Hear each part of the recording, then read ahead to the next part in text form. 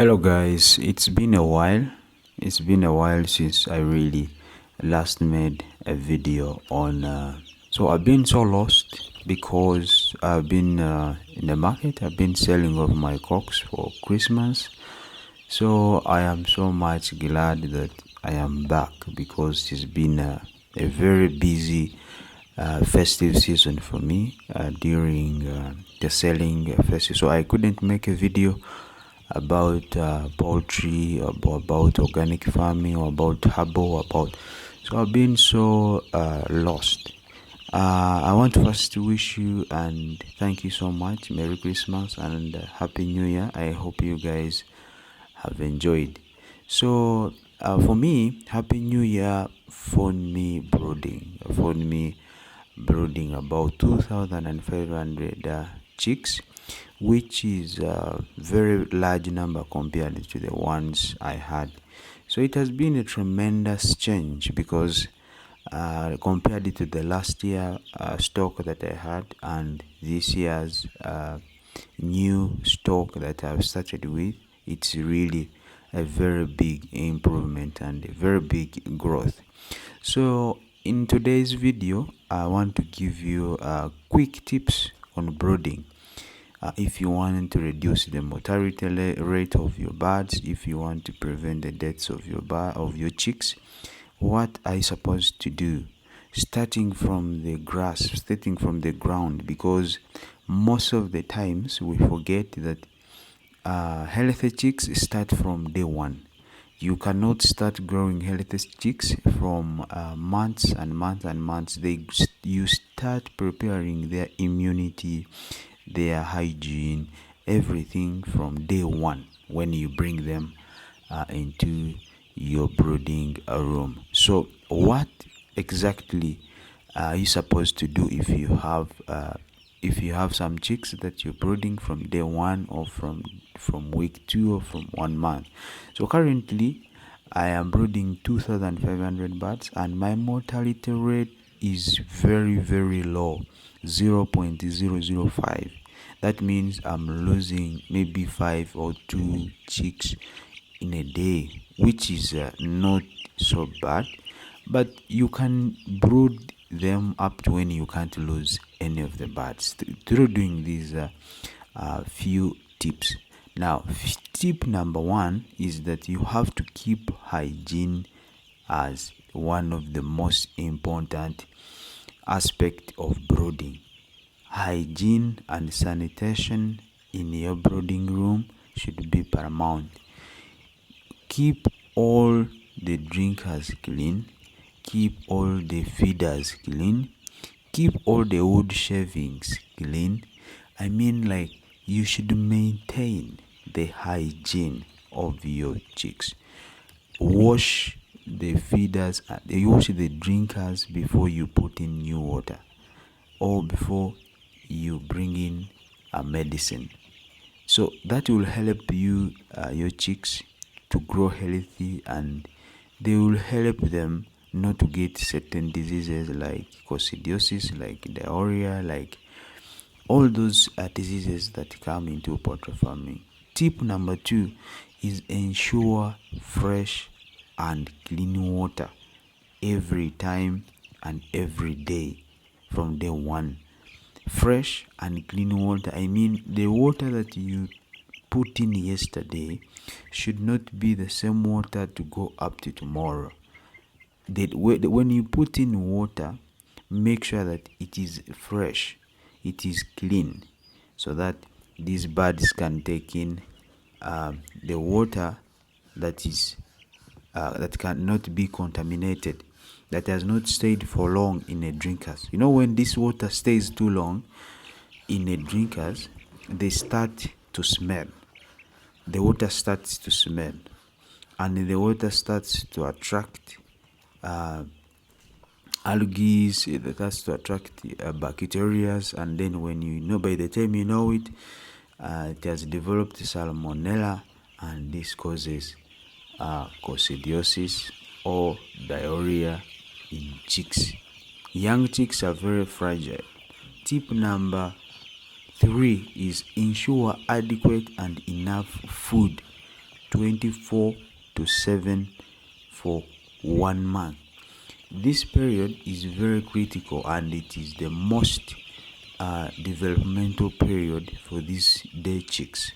Now, if you want to grow healthy chicks, you have to ensure that they have feeds or food enough for them for the 24/7. The feeders should be filled with food each and every day, because they have to eat day and night throughout the month, so that they can grow very fast and very healthy. You must give them feeds called pellet. Pellet is the food that you give to your chicks, from 1 day chicks to 3 weeks. So about the feeds, maybe I'll make a video about that. Tip number 4 is that you ensure adequate heat supply in your brooding room.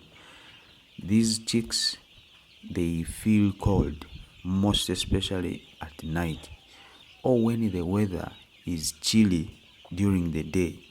So that coldness makes them have stunted growth, because also the coldness makes them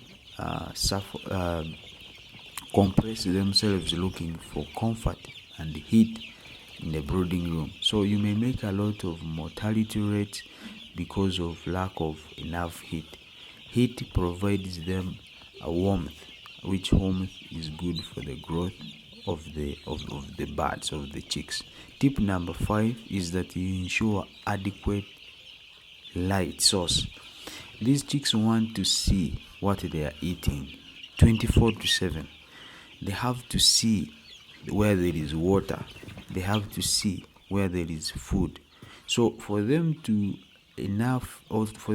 eat, they have to see what they are going to eat, because if they cannot see what they are going to eat, they will end up eating their own poop. They will end up eating the sawdust, and they will end up eating anything that they will see on the floor. So to avoid that, you have to ensure adequate light source 24/7 for 1 month. Tip number 6 is that you have to ensure enough biosecurity. Biosecurity, I mean putting a disinfectant at the source of before you enter at the doorway, so that if the workers or if yourself is entering into the brooding room, you must disinfect yourself, because this is a fragile environment whereby if you risk and enter into this brooding room with an infection or with a certain disease, I'm sure you will not like what will happen. They will get this disease very fast and they will die. You'll spend a lot of money to buy medicine.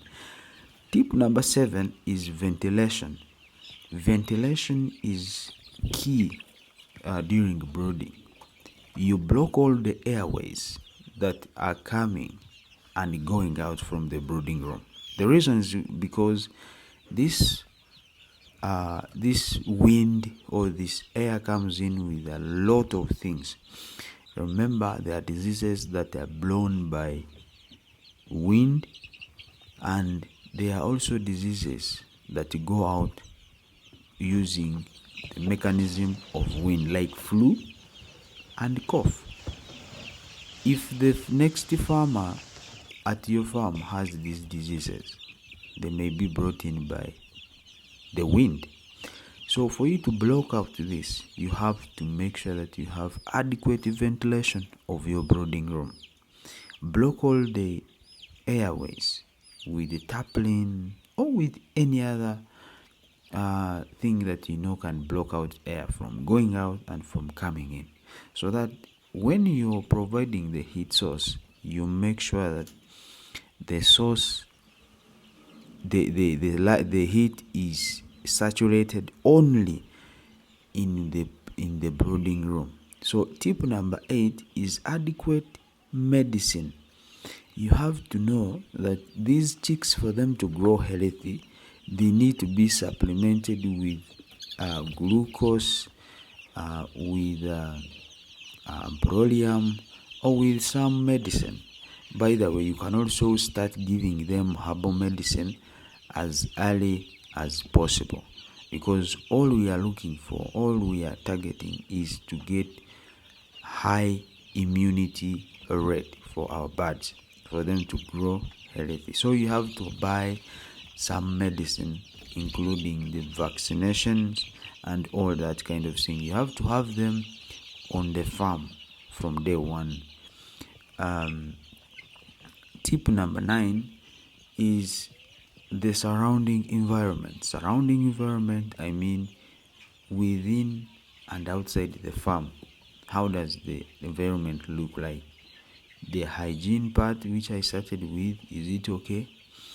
And the people around the farm, are they disinfected before they go into the farm? So if you maintain all these 9 tips on brooding, I am pretty sure that you'll register the lowest rate of mortality, and you'll grow healthy chicks, and you'll make a lot of profits in your farm. So apparently that's how I am starting my new year, and that's how I'm proceeding. So I'm going to give you tips as my birds grow old, and I am going to be making videos from today and onwards. My apologies for getting lost, but I am back, and I'm back with new things, packaged with premium videos and all that. Thank you so much for watching, and may God bless you. Happy New Year 2025, and thank you so much for your support from last year up to now. Thank you, and may God bless you.